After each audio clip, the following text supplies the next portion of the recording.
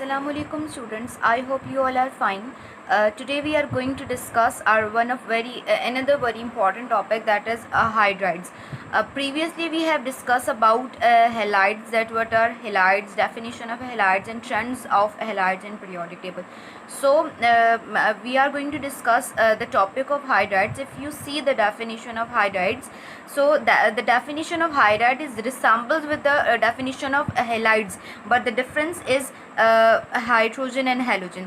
You can see with its definition, binary compound of hydrogen and other elements is called hydride. Means that अगर आपके पास कोई भी hydrogen है, उसका किसी दूसरे एलिमेंट के साथ पीरियोडिक टेबल के जो बाइनरी कंपाउंड बनता है, उसको हम क्या कहते हैं? हाइड्राइड्स कहते हैं.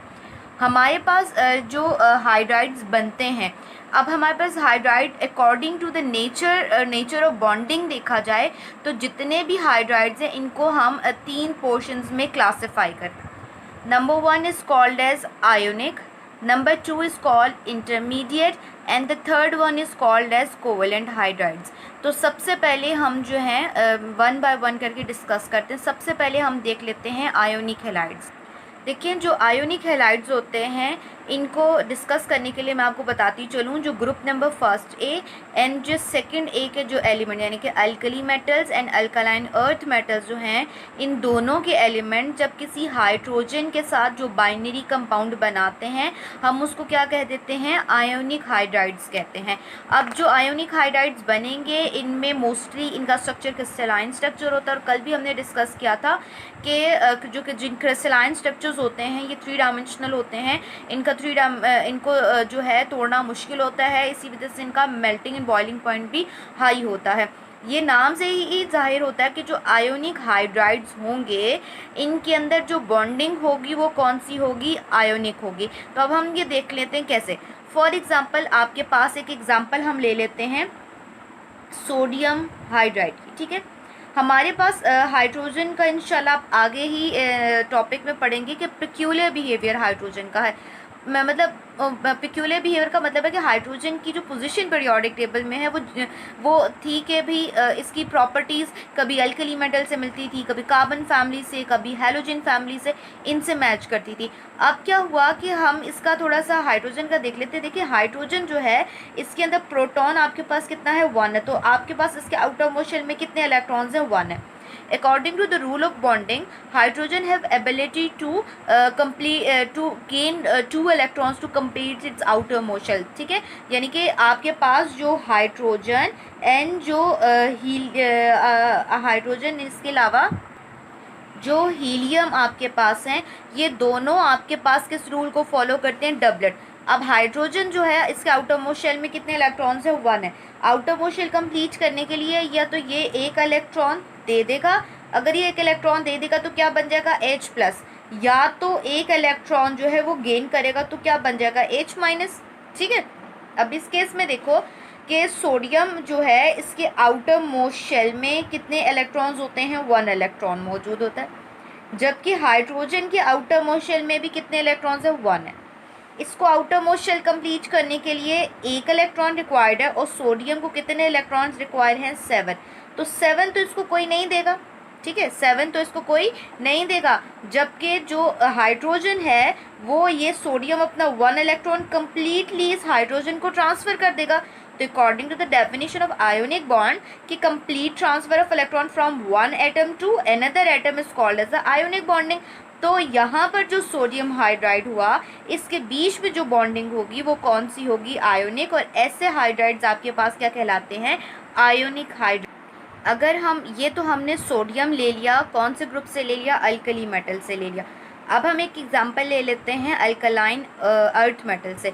मैं आपको बताती जाऊँ, अल्कलाइन अर्थ मेटल्स में इस ग्रुप में अगर हम बेरिलियम एंड मैग्नीशियम की बात करें तो ये जो दोनों आपके पास हैं ये आपके पास आयोनिक हाइड्राइड या कोवेलेंट नहीं बनाएंगे, बल्कि ये इंटरमीडिएट हाइड्राइड्स बनाएंगे. इसको हम फर्दर डिस्कस करते हैं.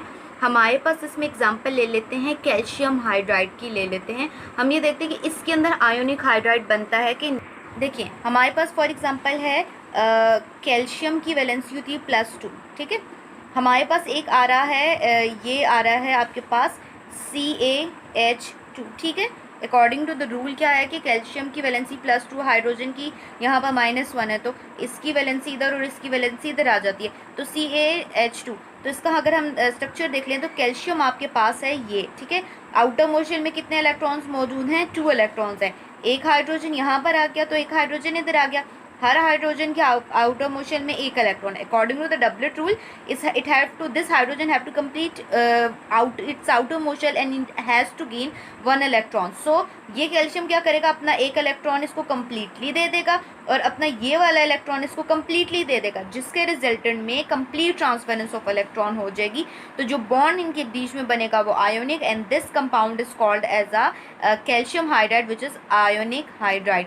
सो this ionic hydride shows that कि यहाँ पर इनके जो है स्ट्रक्चर जो होगा वो क्रिस्टलाइन स्ट्रक्चर होगा, and therefore they have high boiling and melting points. Next category हमारे पास आ रही है इंटरमीडिएट। हम डिस्कस ये कर रहे हैं इंटरमीडिएट हाइड्राइड्स। देखिए ये हमारे पास एक बुक का एक पीरियोडिक टेबल है। देखिए हमारे पास लिथियम के बाद ये अल्कली मेटल्स और अल्कलाइन अर्थ मेटल है।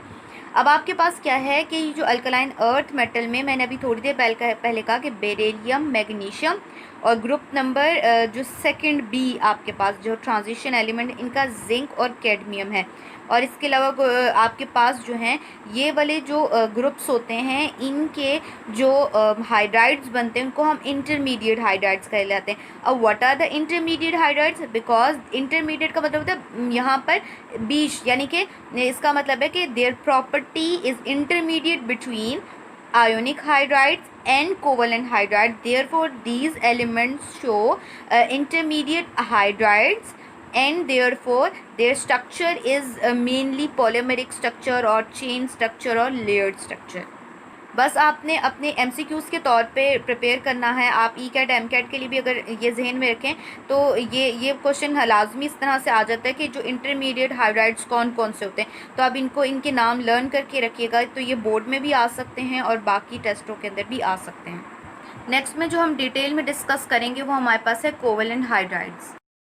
अगर हम कोवेलेंट हाइड्राइड्स देखें तो हमारे पास ग्रुप नंबर 3rd A से हमारे पास 7th A तक के जितने भी एलिमेंट्स हैं ये तमाम कोवेलेंट हाइड्राइड्स बनाते हैं।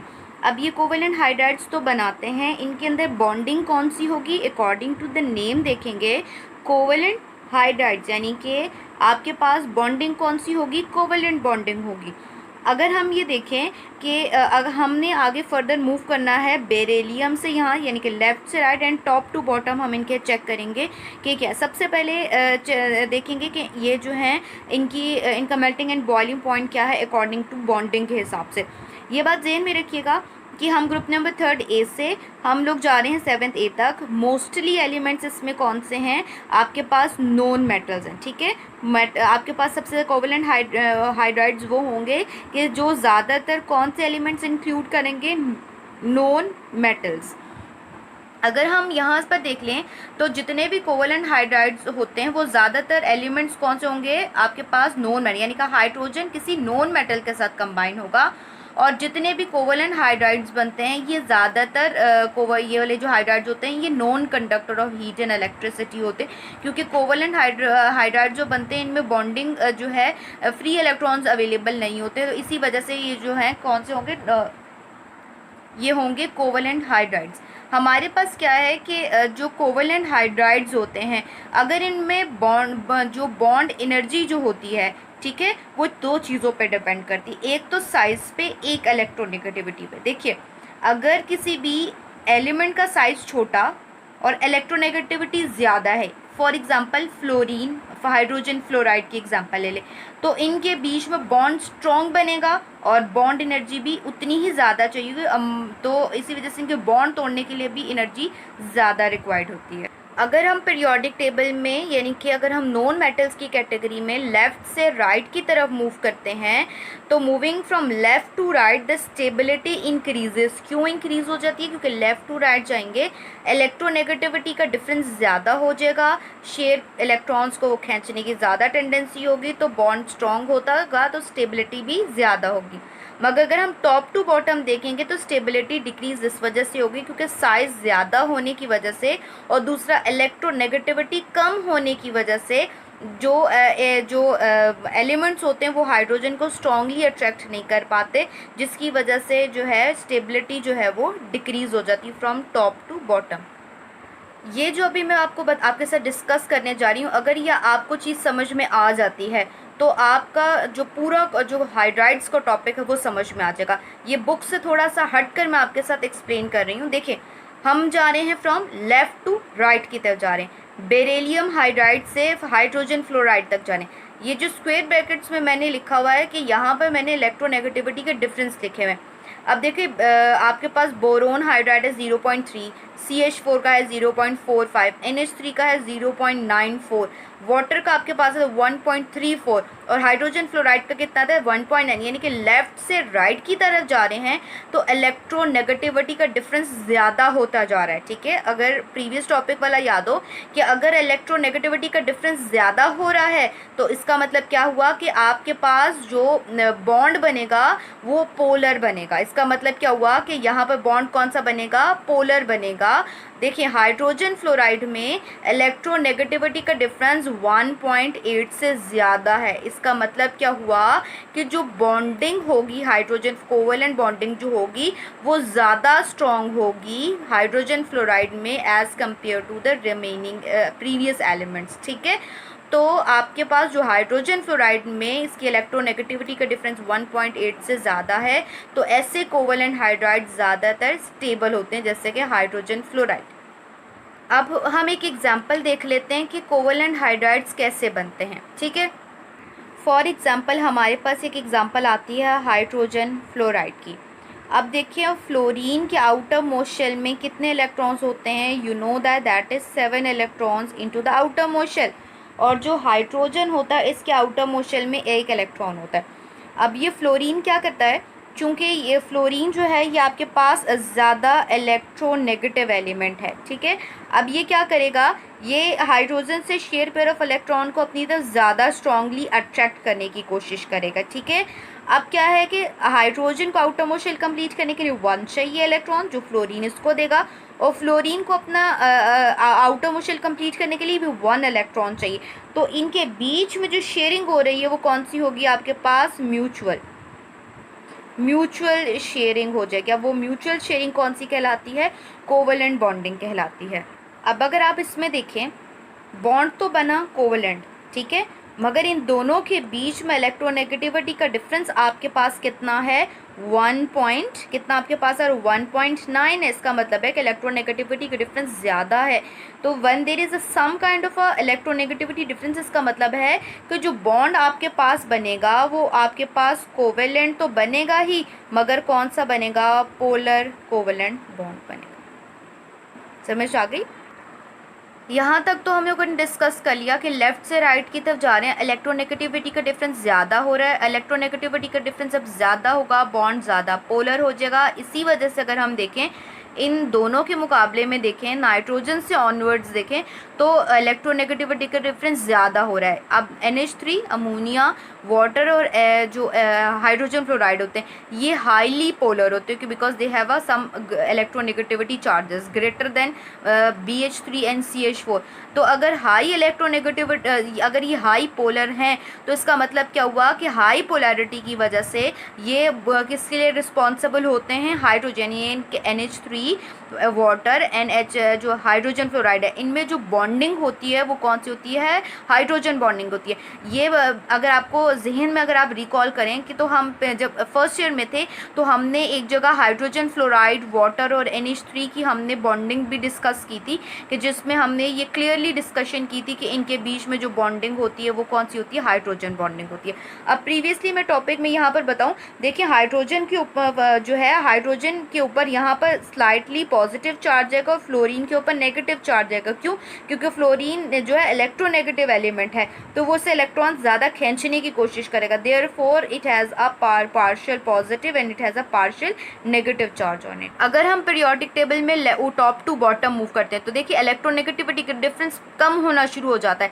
अगर आप टॉप टू बॉटम जाएंगे, यानी कि हाइड्रोजन फ्लोराइड से हाइड्रोजन आयोडाइड आ जाए, हाइड्रोजन ब्रोमाइड, हाइड्रोजन क्लोराइड तक आए, तो टॉप टू बॉटम जा रहे हैं, इलेक्ट्रोनेगेटिविटी का डिफरेंस तो कम हो रहा है। जब इलेक्ट्रोनेगेटिविटी का, किसका डिफरेंस में बात करूँ, इलेक्ट्रोनेगेटिविटी का डिफरेंस जब कम होना शुरू हो जाएगा, इसका मतलब है कि बॉन्ड ऑल्दो कोवेलेंट तो बनेगा मगर क्या होगा, यहाँ पर बॉन्ड पोलर कम होगा। टॉप टू बॉटम जाएंगे तो आपके पास बॉन्डिंग जो है वो कोवेलेंट तो होगी मगर बॉन्ड जो आपके पास पोलैरिटी चेक करें तो वो लेस पोलर बनेंगे। ये वाला पॉइंट आप ज़रा गौर से देखिएगा, covalent hydride generally increasing on descending a group है, यानी कि the boiling point of covalent hydride generally increases on descending a group, यानी कि इसका मतलब क्या हुआ कि जितने भी कोवेलेंट हाइड्राइड्स होते हैं इनका टॉप टू बॉटम जाएंगे तो असेंडिंग अ ग्रुप, यानी कि टॉप टू बॉटम जाएंगे तो वैसे मोस्टली देखा जाए तो इनका जो है बॉइलिंग पॉइंट जो होता है वो कम होना शुरू हो जाता है।